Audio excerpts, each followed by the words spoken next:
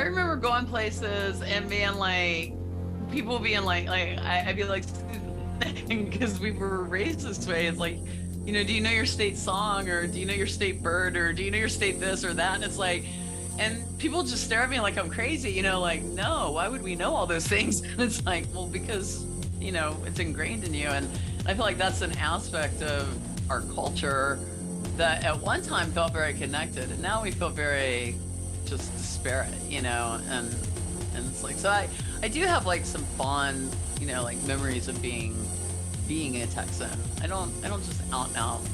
I don't have just like full-blown Texas shame. I mean, I'm just not gonna own that like that. This time on the Plutopia podcast, our friend Screamish Joy joins Jon and Scoop as we discuss all things Texan. In this rebroadcast of our March 2nd live show, the Plutopians reveal everything you didn't know about Texas, but didn't care enough to ask. Well, we're all talking about Texas, y'all. Yeah, it's Texas Independence Day. Yeah. Yes. I'm wearing my Texas Y'all t-shirt. Yeah. In the fall of 1835, many Texans, both Anglo-American colonists and Tejanos, concluded that liberalism and republicanism in Mexico, as reflected in the Constitution of 1824, were dead. And that's why they fought for independence. And on this day, Texas became an independent republic and still thinks it is all these years later. Yeah, later on they were sucked up by the United States of America, and most of the Americans said, oh, shit, those guys again? They still say that. Quite often. Still say that. So they went to, let's see, they did their declaration on Washington on the Brazos, I think. And it was on this day in 1836. What do you think about that? Yee-haw. So I don't know, but what year did Texas become a state? I failed Texas history because I'm like history. Care. Now, it's really terrible for us to not know this answer, because I can assure you, being raised and schooled in Texas, that we were taught Texas history in 7th grade, 1845, in 8th grade, and then also in 9th grade. But I only took a semester of world history and a semester of United States history. December 29th of 1845, 4 days after Christmas. Woo-hoo. 4 days after Christmas. And what is that? That would be 9 years after it became a republic. It became a state, the 28th state. So you're saying that we were a Christmas present to the United States? We were a New Year's present. No, New Year. We were a booby prize.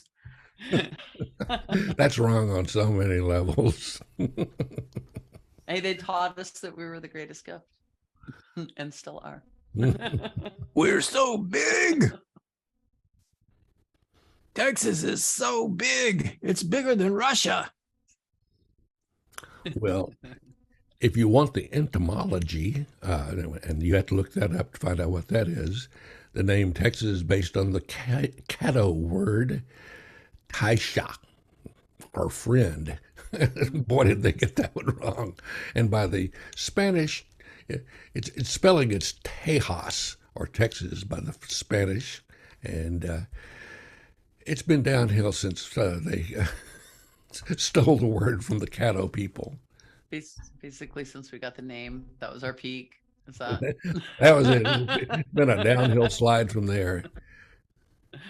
I feel like Texas has had moments of great hope. I mean, I feel like it's such a resourceful and diverse place, and I have, it's like I can bash on Texas.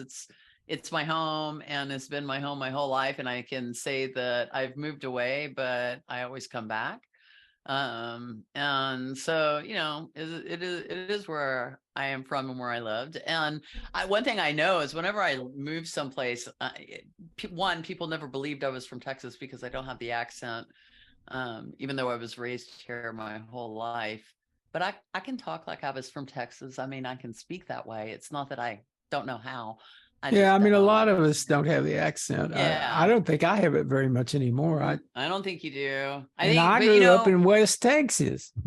We but both failed to grow up in West Texas. It's still a Yeah, work in progress. that's right. I remember going places and being like, people being like I'd be like, because we were raised this way. It's like, do you know your state song, or do you know your state bird, or do you know your state this or that? And it's like, and people just stare at me like I'm crazy, like, no, why would we know all those things? And it's like, well, because, it's ingrained in you. And I feel like that's an aspect of our culture that at one time felt very connected. And now we feel very just disparate, and it's like, so I do have like some fond, like memories of being a Texan. I don't just out and out. I don't have just like full blown Texas shame. I mean, I'm just not gonna own that like that. But Yeah, we could certainly be better. growing up in Texas, was pretty cool. I mean, I didn't pay attention to politics when I was a little kid. I knew my dad was involved in something, and he'd grumble about the politicians, and I just wanted to, know where my toys were. After after puberty kicked in, I was able to actually, pay attention to things other than my toys, and it got to be kind of serious because that's about the time that politics in Texas got really strange. In the late '50s and early '60s. And by the time the Republicans took over, that's when I started telling people I was from New Jersey. Yeah, it was kind of weird when we grew up. This was such a Democratic state, and the Democrats, completely dominated the state for a big hunk of my early life, and then suddenly it became a Republican state. Mm-hmm. And now I know that the reason that that the Democrats held so much power in the state is because they were the party of racism. Yeah, they were the Southern Democrats. So this is where my idealism Republicans comes were from. the liberals. The first person that I ever voted for as an adult child when I turned 18 years old was, God bless her soul, Ann Richards. There we go. That's a good vote. Okay, that was my first introduction into politics. That was my first exposure to a politician. Before then, I had paid attention to nothing. And then this dynamic force of nature just came into my purview at a time that I was really deeply impressionable. And I'm sorry, but I still carry the torch and hope of Ann Richards. God rest her soul. Like she like inspired me in a way that it stayed with me. And when I think about Texas, that's what I attach to. It's like, I know there's all this shittiness. I know, all the Bubba story and all of the people that we currently have in office for me are just, a nightmare. But when I attach to Texas, it's like, that's my personal experience. It's like, I know Texas had a soul at one point, and it was expressed through the grace of Ann Richards and Molly Ivins and like so many people. I can start naming the people because they were John there. Henry Falk. Oh yes, absolutely. Like Texas had a particular soul and a particular voice, and it was a bold voice. And there was a moment there where Texas almost realized its potential. Like, yeah, and to me, and then they blew that window, and then they blew it. They did. It makes me sad. So yeah, I don't disacknowledge that. I was impressed by very few Texas politicians when I got to the age of being able to understand what was going on. The ones I was impressed the most were the Democratic women. I had the good fortune to meet people like Sissy Parenthal, meeting Molly Ivins and interviewing her. That was a mind blower there. Barbara. I marched with Sissy Parenthal. Marched down Congress Avenue. Yeah, we almost got her as a governor. We almost did it. Didn't take. But what was really weird is that thing that is related to Sissy. I won't even say his name. He was unelected, but he was kind of an embarrassment to the name. I forget which district he representative, but he was a piece of work. And Yeah, I think he was her nephew. yeah, but just seeing that name, Well, we should say, I mean, it's Blake Farenthold. I won. Well, wait a minute. It's not like Voldemort. I mean, it's okay. Before we dig much more into politics and stuff, I've got a little quiz here. Let's see if y'all can answer. What is the excuse me? What is the state reptile of Texas? Is it the horny toad? It is Texas horned lizard. Oh yeah, the horned lizard. And it's really hard to find them these days. They're making a slow comeback in West Texas, but the fire ants pretty much destroyed them. Yeah, they had that is the truth. Difficult relationship with the ants. In the last decade of my life, I did see a horny toad, and it was very random. But when I was a kid living out in the oil pitch, we all made little corrals, and we captured the horny toads. We used to make little horny toad ranches. yeah, and we were nice. We would let the herd loose when we went into for dinner. It was like having little dinosaurs, They were they're kind of amazing. So how about what is the state insect? Ted Cruz? Black widow spider. No, it's not. I'm like, don't be mean to insects. I love insects. I bet you know what do you think it is? I feel like I should monarch know butterfly. You got it. That's you didn't cheat, did you? What's the Texas mammal? Texas longhorn. Yeah, unless it's the nine-banded armadillo. I would pick the armadillo. And what's the Texas state mushroom? And Texas star. I see. I'm looking at the same list you are. I'm like psilocybin. I was supposed to look at the list, and you were supposed to be amazed when you heard what it was. I'm a cheater. What can I say? The Texas state food. Oh, it's brisket? Need I say? Isn't it brisket? Or chili. Barbecue? It's chili. Damn it. I thought it was brisket. I really thought it was brisket, honestly. Chili today, hot tamale. The Texas shell. I don't think you're going to get this one. Shell. Like the shell? Yeah, shell. Well, like on the beach. There's a lot of shell corporations. I'm like, I totally didn't know we had our own shell. I only know of like 3. It's the lightning whelk, also known as the Bisicon perversum pulea. How about that? Sounds like our politics. Yeah, I know. How about the official state ship? I'm sure someone could come up with that one. I'm looking right at it, so I shouldn't answer. I am not cheating. I just want everybody to know that my knowledge or lack thereof is just based on what's really there. Oh, this is what I didn't know. It's a USS Texas. Wow, you probably don't know the state molecule, do you? The state molecule. Now I do. State molecule. The state molecule is the buckyball.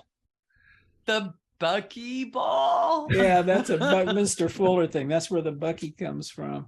I don't know how we ended up with buckyball being associated with the state. Fuller just didn't strike. I have no idea. Does every state have as detailed a list of state items as Texas? No. Like, is there does everybody have a state shell? Does everybody have a state shell? I'm just curious. Like, does Iowa have a state shell? I would suspect. I want to know. Yeah, Texas is the bullshit capital of the world. So, I mean, when you're going to live up to that, honestly, you have a bunch of stuff to justify that description. when you say bullshit capital, like it can be literal or metaphorical, and it works. It's or both. Really, honestly, yeah, that's my point. It's like it works either way. So, what is the Texas state cooking implement? The grill, maybe. The smoker. It's the Dutch oven. The Dutch oven. Interesting. That is not what I would have put for Texas, even though it's fine. I use one every day. I don't cook a lot of Dutch people, so I've never had to use one. I use a Dutch oven all the time. You should be able to get I don't associate it with Texas. We should be able to get this, the Texas State Folk Dance. Oh, You're bound to know that. The two-step? Like the do-si-do, is it the Yeah. two-step or the do-si-do? The Square dance. Square dance. Thank you. That's the what it is. do-si-do, it's the square dance. I was trying to, I couldn't come up with the basic shape. Sorry. Yeah, I should have guessed square dance. I have to confess that I took square dance lessons when I was in junior high. Well, we did. The I only reason remember was because the girl I was going with at the time was really into square dance, so that kind of explains that. I remember them teaching us square dance at school. And did y'all? I mean, we were in. Were y'all in rodeos when you were a kid? Did you participate? Did you do like the grease sheep, like get the flag off the pig, or I did. I did goat snacking. Goat sacking. Goat sack? Goat snacking too, because It's just a cabrito. Come on, there's some I think good I was in snacking the out there. rodeo parade one time. Yeah, but they- I I was- didn't really do anything at the rodeo. I actually pulled the thing off a pig once. My dad was all about me being in the rodeo, man. He'd throw me out into a pit full of wild animals. I did any day. poop in my boot one time when I was a little kid. Yeah, I don't know if we were at the rodeo or on the way or what it was, but yeah, one year I did goat sacking, and the next year I did the grease pig. Yeah. Don't ever, kids out there, don't ever enter the grease pig competition because it's Don't disgusting let your and parents they're make you do it. dangerous. I think But, they have- my favorite thing is like the mutton busters where they ride the little lambs, and like my favorite one was like this kid, he like spun underneath and he's like on the belly of the lamb, but he's like holding on for dear life and he totally won, man. He like we're talking about the Texas state sport, by the way. yeah, rodeo we is are. the I'm Texas sorry. state sport. I led into it. I was sort of leading into the Texas state sport. What's the Texas slogan? The inappropriate Texas slogan is Is the it friendly inappropriate? state. Wait, what? The friendly state. Oh, the friendly state, the inappropriate. I'm sorry. I'm really glad that you spoke first because I had some actual inappropriate slogans in my mind. We're not going to be good. And it's your choice was probably going to be more appropriate anyway. The Probably friendly more real, state. but I don't want to say them because they're not my slogans. So I don't know. I don't. Yeah, welcome to but I know Texas. they're Now out go home. The Texas state dinosaur. Once Ooh, again, I Ted used Cruz. to- No, I used to know what our dinosaur was. I actually did. I'm like, I can picture it. What's it called? In 2009, it changed. Oh I no! can tell you that. Then I don't know what it is. Before I don't know. 2009, it was the Pleurocoelus. But Yes. at 2009, they right. changed it to the Sauroposeidon protellus. That which- sounds scary. Yeah, it looks kind of like a brontosaurus. Ooh. It's kind of got a really long neck. I bet Was it a Brontosaurus water make though? good 'Cause barbecue. It's Poseidon. Was it a I water think creature? so. I think you're right. I don't know. No, it doesn't look like it. Poseidon in it. Really? You don't think it was like living in one of our lakes? It's probably Well, still there. let's Lake see. Buchanan's pretty deep. I mean, The Loch Buchanan monster. I think it is. They call him Bucky. Where do you think Bucky's really comes from? I thought Bucky was a truck or a stop along the highway. It's not really a truck stop, a tourist stop. You realize we've got some of the cleanest restrooms in the planet here. in this Texas state. used to be able to They're all claim in Bucky's to Buc-ee's. themselves, but they have now expanded beyond our boundaries and our borders. Mhm. So they have gone past Texas. Well, they no knew that longer- the rest of the country needed to clean up their bathrooms, so. And the barbecue. This thing used to live in Texas for sure. They found bits of it here. What is that? Oh, there's a list of U.S. state dinosaurs. Now that I believe. So I guess they all have one. I believe that. I just feel like Texas has more state things than the average state. Like we just find things to call Texas things. We're just like, what's your state succulent? Like, I mean, I'm sure we have one. What is our state succulent? I'm sure it's on that list. Well, I mean, they probably hired somebody to come up with these things, and they got to have an excuse to pay them, right? The Texas state dog? Blue Lacy. Oh, great. You knew that. Thank you. Yeah, I have one. I have two, actually. Oh, cool. That's great. I've never heard before today I of a am Blue an actual Lacy. Texan. Nobody's ever heard of Blue Lacy, and I'm always like, what? That's so funny. Originated in the state of Texas in the mid-19th century. Yep, Huh. Texas Blue Lacy. Texas Blue Lacy. Wow. I missed that on Ours that are one. mixed breed. They're not pure breed. Ours are mixed with black mouth cur, but they're beautiful. I love our dogs. Bacon and pepper. Oh, wow. We have 3 state mammals. One is the state flying mammal.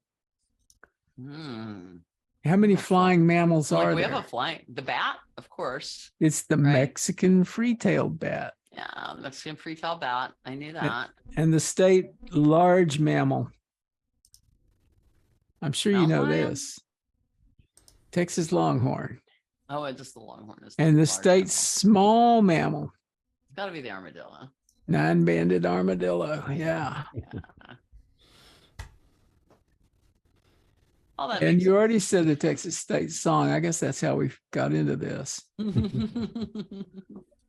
Well, where was the first big oil boom? Where was that located in Texas? Love it. That, well, it was Spindletop, south of Spindletop. Oh, yeah.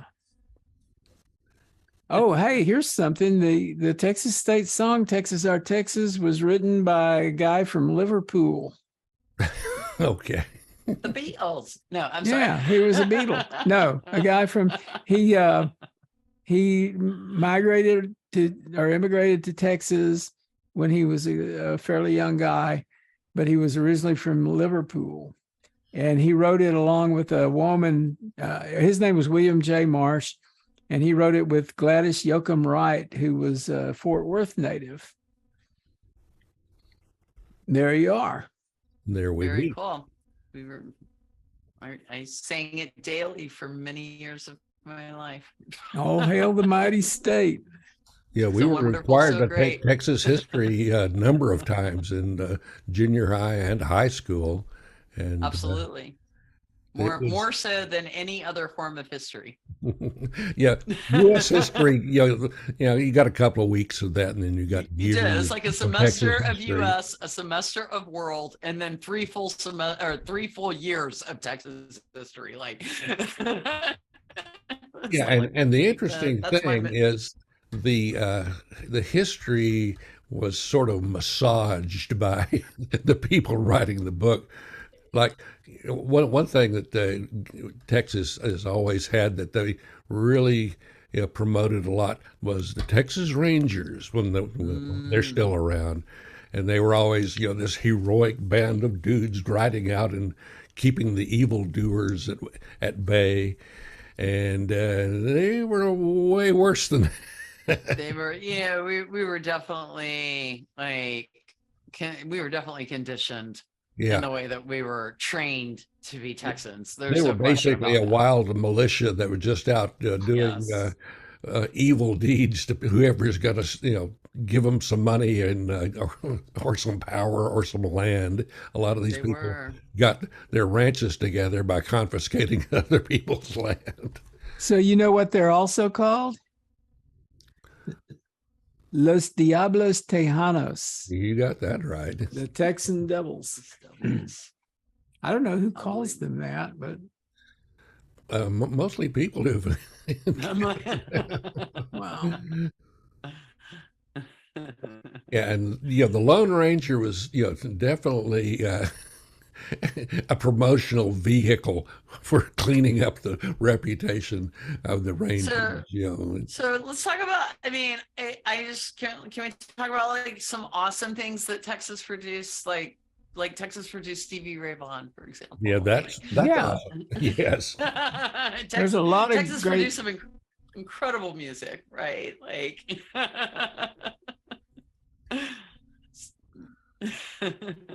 Texas actually, I would argue that Texas was a key to the emergence of psychedelic rock and roll. Mm-hmm. I remember going to the psychedelic circus when I was in high school, and it was downtown in Austin at the Paramount, and you would go to 24th and Guadalupe, and you would buy your acid, and then you would go to the psychedelic circus, which was literally like a 4-hour experience designed for people on acid. Like there was no other purpose to it than that, and it was all these Austin artists and like, I don't know, like performers, and that's what it was. It was just psychedelia, and Yeah, they had Austin the was same very thing up much in Dallas. They had midnight movies, and they had all sorts of experimental films, and they always have managed to show reefer madness, of course, because everyone was out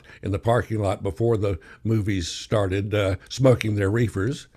And, that was a big deal in Dallas until the the authorities got hip to it, and then there were no more movies.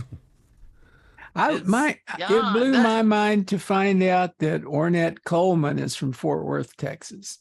Mm-hmm. One of the great free jazz players, and Dewey Redman was also from Fort Worth. Yeah, for my generation, it was the guy with the big, thick glasses, Roy Orbison, because he did a weekly TV show on KMID TV in Midland, and my sister and I would watch it religiously until they finally got signed by Sam Phillips and went off to Sun Records and became big hits. But he was from beautiful Wink, Texas. And I always said that I would spend a week in Wink one night. Steve Martin went to school at La Vega High. He was Waco, born in Texas. Waco. Yeah, he was. My dad graduated. My mom and my dad both graduated from La Vega, and Steve Martin was just a couple of years ahead of my dad. And so La Vega, or Waco in general, actually produced some like fairly notable Texans. Jennifer Love Hewitt is from Waco. Mm-hmm. Yeah, that is true too. I was like, so yeah, I find that interesting. It's like, and then of course we have Miss Joplin and Miss Raitt and some awesome. Yeah, the Winter Brothers band. If you ever got to see them early on, that was an impressive accomplishment. Those guys were incredible, and came out of nowhere and just did some incredible things. They split up eventually, but I got to see Johnny Winter a lot. And Edgar, did a lot of more experimental keyboard-related stuff after they were no longer the Winter Brothers band. Mm-hmm. Mm-hmm. Of course, we have a bunch of Lubbock guys like Buddy Holly, of course, and Joey Lee and Butch Hancock, Terry Allen, Jimmy Dale Gilmore, all of those people, Lloyd Maines. I used to listen to Waylon Jennings when he was on the radio in beautiful Lubbock. Oh, yeah, and Roy Orbison from Wink, Texas. Yep, yeah. And in Big Spring, we had the Circle 4 Ramblers. And Hoyle Nix and what was the Texas Playboys? Was that? Yeah. Yeah, I used to go to the actual Stampede north of town and demonstrate the fact that I couldn't dance with a bunch of drunken rednecks. Then there's Jerry Jeff Walker, Towns Van Zandt. Yeah, now Towns, there was a character because I used to be able to catch him at Anderson Fair in Houston, and when he would come through, it was usually an event. Yeah, and a lot of it had nothing to do with music. he liked to party. Blind Lemon Jefferson and Mance Lipscomb and Lightning Hopkins and Big Mama Thornton and T-Bone Walker. All those blues people are from Texas. Freddie King. Yeah, some great movies were done about the Texas bluesmen. Les Blank did a lot of great films, and he did one of Lightning Hopkins. He did one of Mance Lipscomb giving me Yeah. talk. Really great stuff. I mean, that's honestly, that's another thing. Texas, we used to have such a really powerfully strong film scene.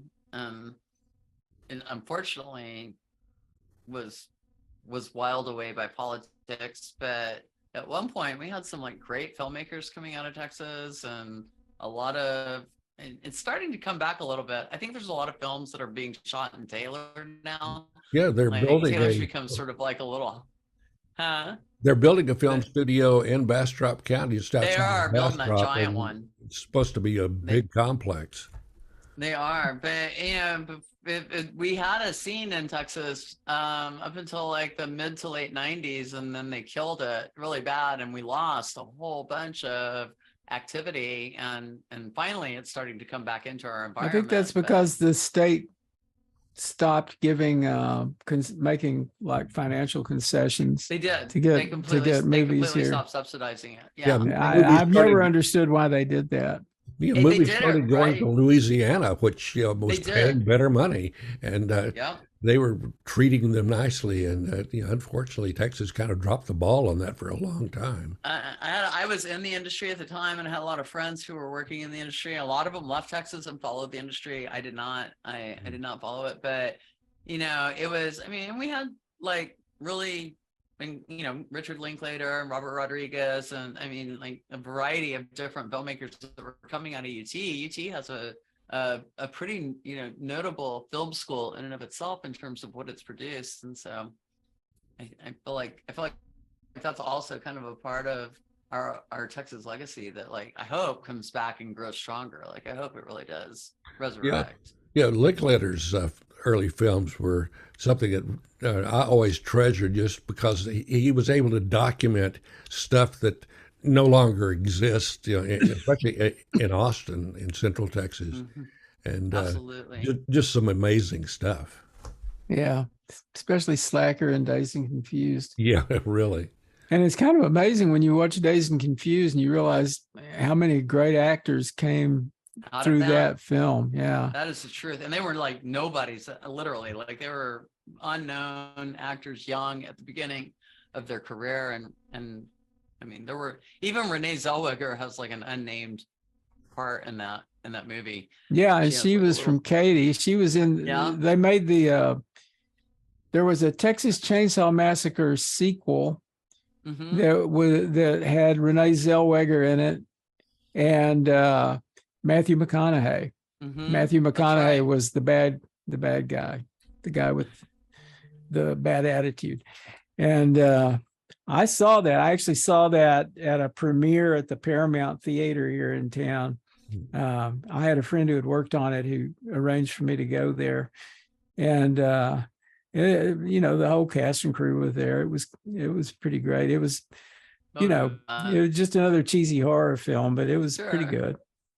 That would have been a good time. Yeah, definitely the cast of Dazed and Confused, Parker Posey and Ben Affleck and Matthew McConaughey. I mean, like, all these people were like, these were just such early roles for them, and they did go on and do a lot of cool stuff. Yeah, one thing that Texas has had is some significant universities, and I'll pimp my alma mater, University of North Texas, which when I went there, it was North Texas State University. And they had and still have an incredible jazz music program up there. Their 1 o'clock jazz band has toured internationally, done all sorts of recordings, gotten Grammys, and produced some great musicians, and just keeps churning them out. And they, some of my alma maters,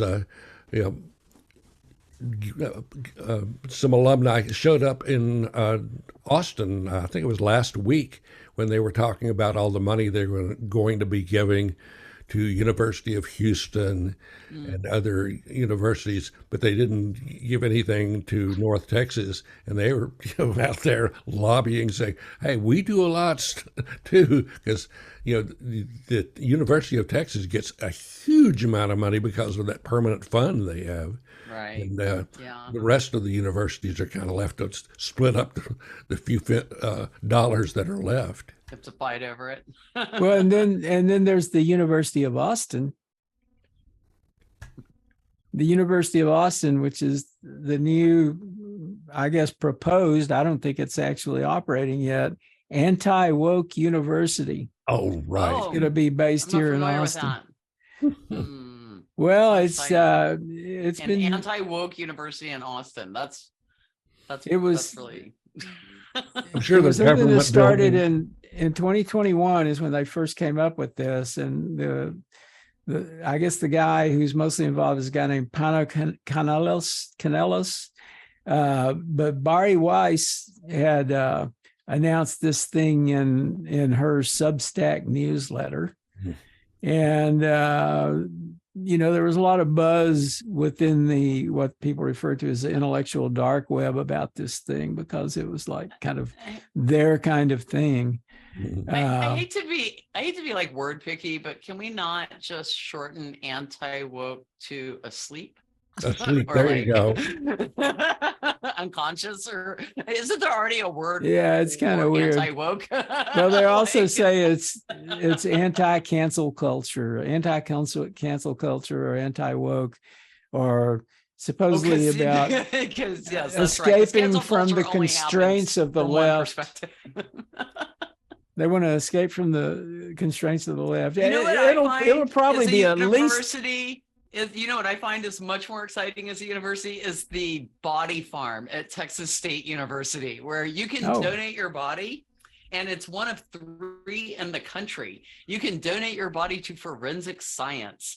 And then if you want to, your family can actually get letter updates letting you know the decomposition state of your body as it goes through its forensic science process. That's exciting. I am really excited about, and if you're lucky and you decompose well, your skeleton gets taken into their medical department and you get to be a skeleton for life at Texas.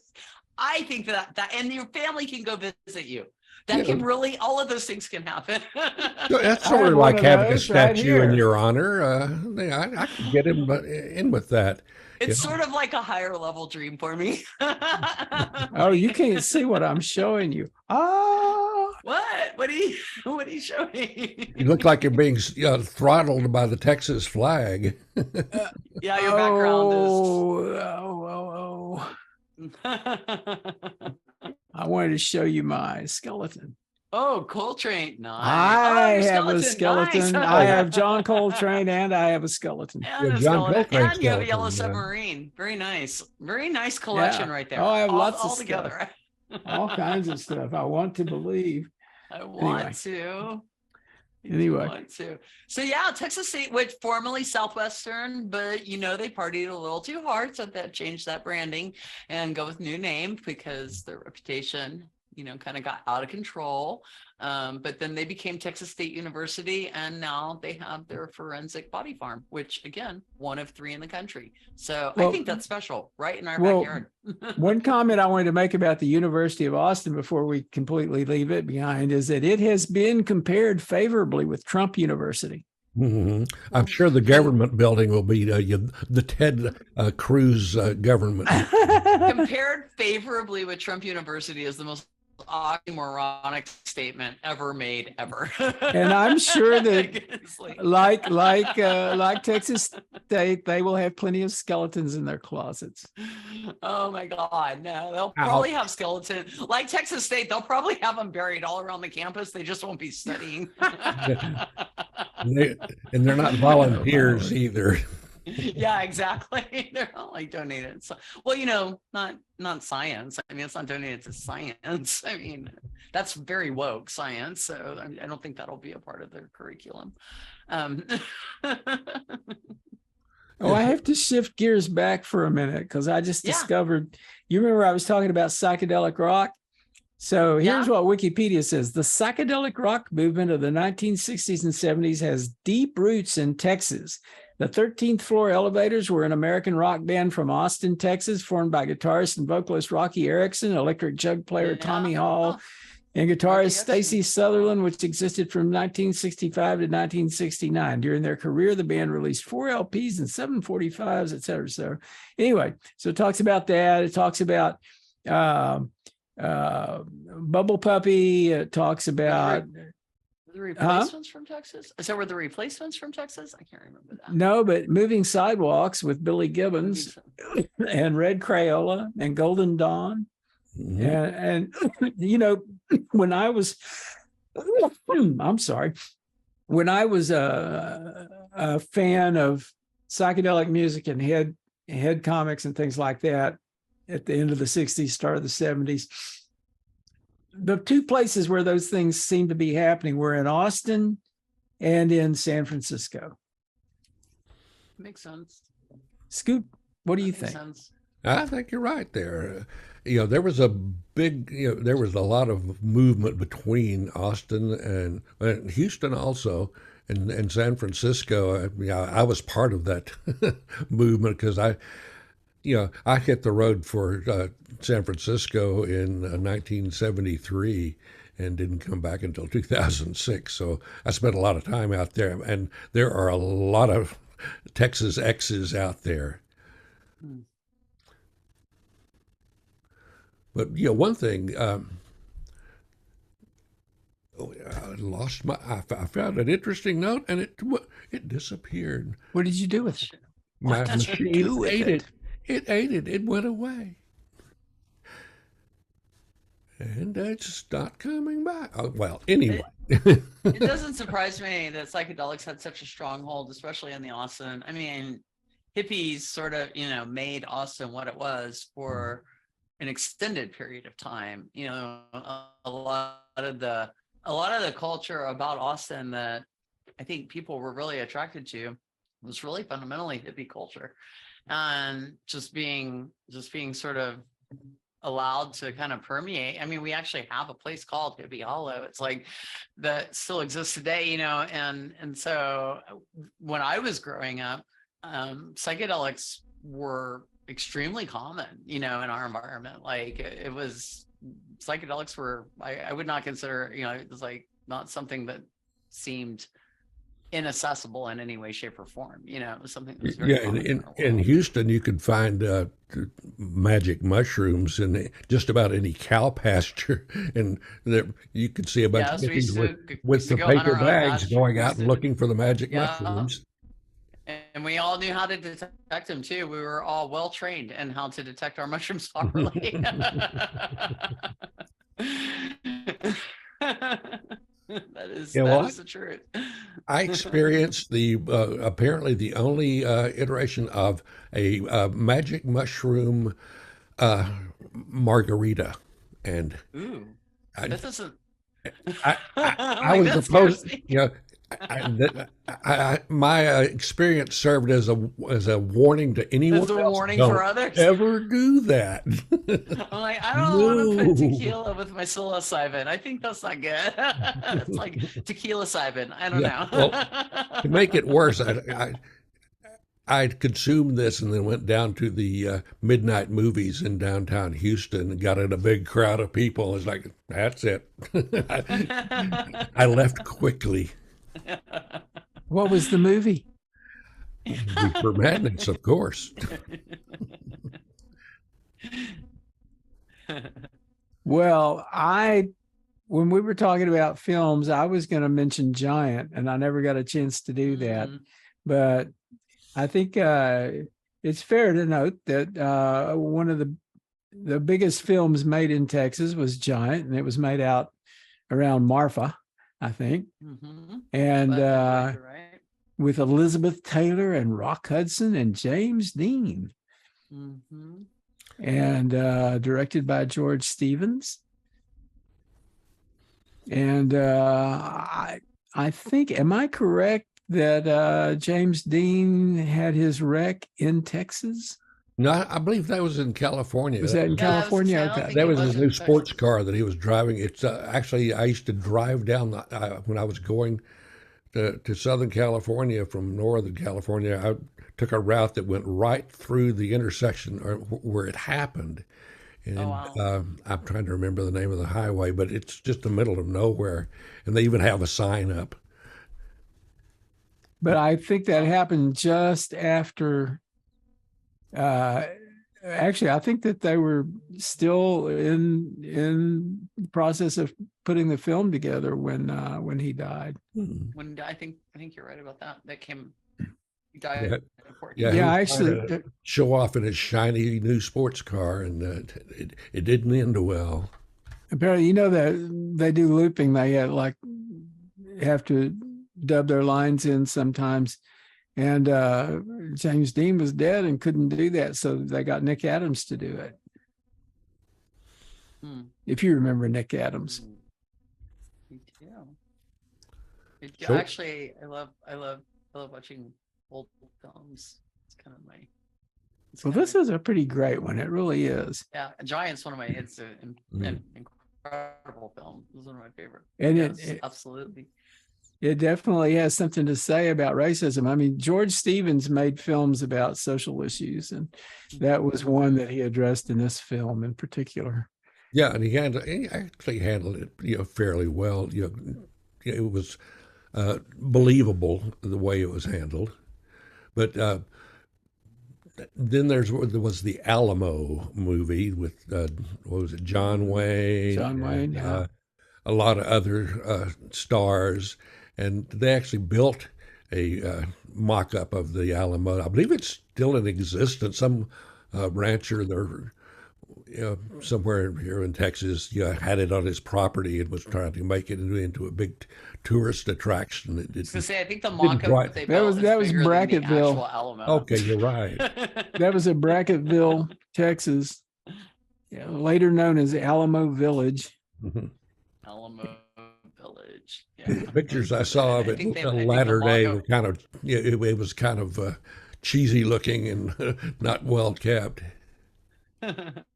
They actually had to drill water wells so that they'd have water for the set, and they had to put in roads to it and all that stuff. So there was quite a bit of work that went into that. I don't know how well the movie did. I don't think it did very well critically. It's one you see shown on, very late night TV on the off-brand cable channels. Apparently somebody reviewed it as being as flat as Texas.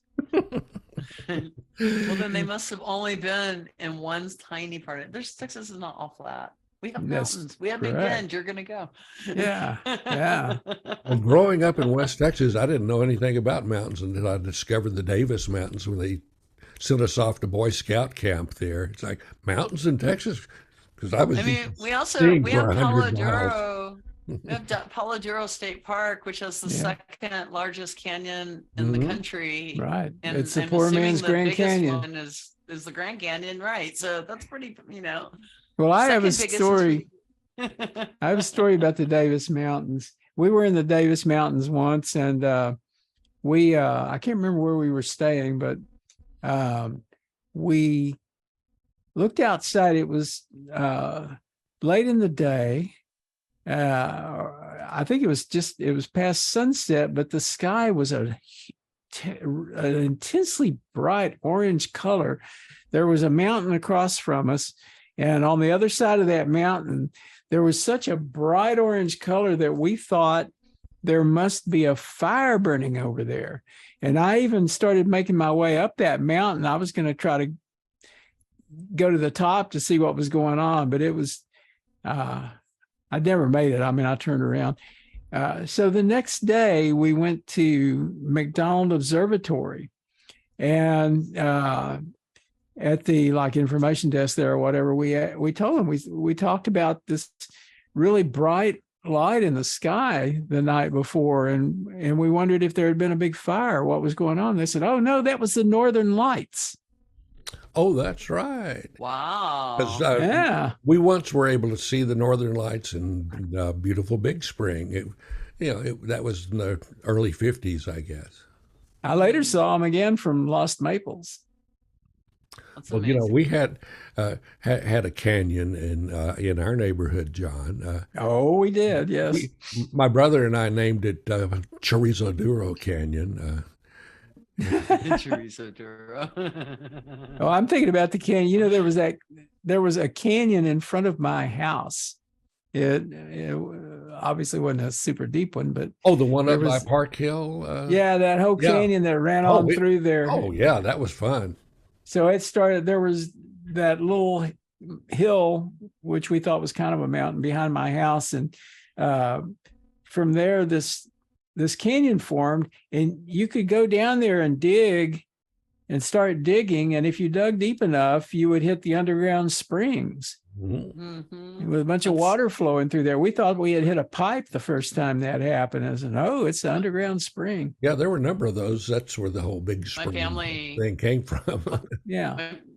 yeah, my family used to have a ranch. We had a ranch on the South Lano River, just kind of in between Junction and Rock Springs. And the South Lano ran through the ranch, and it was right at the head springs. And we had, I don't know, it was incredibly beautiful. We used to go hike the canyons on that, you know, it was about 1,500 acres, and we used to just go and hike the canyons and get lost out in that. I don't know. I think Texas has its very beautiful places, and that was definitely one of them. And very fun thoughts about that. I just heard thunder too. I don't know what's Oh. happening in your world. Oh, Yeah. I'm like, As it's I look out the window coming. there and see if the trees are. Yeah, I'm a little concerned about the hanger-on branches that I don't know if you've Right. in The your ones that didn't neighborhood, but quite fall you off. know, there's a lot of stuff that didn't fall. It's just kind of Yeah, stuck up there waiting for the appropriate breeze. it's on the This will be verge. this will be the storm that does it. This is a windstorm, and they were saying Yep. 60-mile-an-hour plus winds. So Oh, it's just starting to hit. Yeah. yeah, I can't hear it. Everything's I don't hear anything or see anything so far, but I'm looking at the map here on AccuWeather, and it looks like it's just coming to Austin, Okay, just so coming on to us. we've got a few minutes because we're 20 Yeah, miles we're good. east. I'm like, Oh, I see lightning now. There was the lightning. It's happening. it's gonna happen. Yeah, hopefully we get actual rain. That would be nice. There's the thunder. Can you hear the thunder? I don't want the show to end without pointing out my HEB as being one of Texas's most awesome things. HEB, when I have my list of top 3 reasons why I can't leave Texas, when I often think about moving away from Texas, HEB is always in the top 3 reasons why I Right can't leave on. Texas, because Yeah. there is no better grocery store than HEB. HEB Well, loves Texas, and Texas loves HEB. I love HEB except for the one in my neighborhood. I have to go all the way to Bastrop to get a decent HEB. We I have the go to starter Bastrop. version here. But it's the Bastrop HEB is awesome though. Oh, I yeah. go to the Bastrop HEB. So, and it's like, and they are continuing to try to improve all of their HEBs. They continue to, and they show up for us. We're in trauma, and they show up with food, and they fund our education. They give, I mean, I don't know, HEB cares about its community, and that's just the way I feel about it. It's like they try. Yeah. you I'm a know? big I fan like- of I their appreciate 'em. upscale offspring, Central Market, because Central Market carries a lot of the stuff that I really like. I enjoy Can't Central get at Market as HEB. well. Well, you know, I do keep a running, like I have my grocery list for HEB, and then I have like my side list for Central Market whenever I'm in town, so that I make sure that I hit Right. it. I go to Central Market for the seafood and the meat and various things, you know, coffees. They've got coffee beans that you can't Although find I'm a anywhere else. Rutamaya, I love Rutamaya, and Bastrop HEB carries Rutamaya, and that's my favorite bean. So it's local. That's a local Texas roaster as well. So that's and Not hard to find around Austin for sure. no, that's my favorite bean. So I can't. That's why I'm grateful. The Bastrop HEB actually carries a lot of Central Market products. Mm-hmm. That's part of why I like them, because I was like, oh, okay, cool. You at least have like some of that. But I agree with you. Well, when Central Market first came along, I think the idea was that HEB decided they were going to show Whole Foods Market how it's really done. Mhm. Yeah. And I certainly think that Central Market has been superior to Whole Foods Market, where I used to work. And Yeah, the people are nicer. Yeah, I've always been, even though I have had many close friends who worked with Whole Foods, and from the beginning, it's like, obviously I knew Susie, but a lot of my friends actually worked with Whole Foods very early on and for many years. And that's been its own sad thing to kind of watch as it's changed, and it just roots me more into my HEB-ness. Like it's like it's like, because I just, that loyalty that I've had for HEB just gets more grounded and more rooted. So please, HEB, don't change, please, because you have like loyal fans who love you. Since they're actually pretty amazing. I think it's Texas. I think they are something that Texas can be proud about, and like just be proud about, without like kind of anything attached to it. It's just like, I can remember they were voted, HEB was voted the number one. So they beat out Amazon. Yes. They beat out like Kroger's. They beat out all these fucking, I'm sorry. They're like, that's how excited I am. What's your fucking language? Here, yeah, they're only here, and they're like the best. That's how awesome they are, world. Okay. Well, I can remember a time when we avoided shopping at HEB because they didn't sell beer. So early on when we have some weird ass laws around that in Texas anyway. Well, it wasn't the law. It was HEB would not sell beer. They had there's probably other things they wouldn't sell either, but they had no alcohol at all. Well, the alcohol thing, that's one thing Texas has had a history of, is weird alcohol regulation. We have weird alcohol things. Yeah. We still have the blue laws. Laws, and liquor by the drink just became a thing in like 71 or 72. That's true. And it's like, that was unbelievable, because I went to other states, they'd had liquor by the drink since the 1700s. And all those dry counties, I grew up in Williamson County, which is dry, and then Williamson County went half wet, half dry. So it was like one half of the county went wet and the other half went dry. It's like just a lot of, I don't know. And to me, thinking of Texas as sort of a commerce state, where it's like kind of money rules, it always surprises me that like the alcohol lobby, it allows itself to be shut down for a full day out of every, and just, I don't know, I don't know. Same thing with cannabis, I understand, like, again, bringing up things like Texas needs to catch up on, Texas. Yeah, we're helping out all those states around us that have medical marijuana. It's like, except that we don't want to cut right into in the middle their of Texas. So it's an 8-hour trip to any one of those states.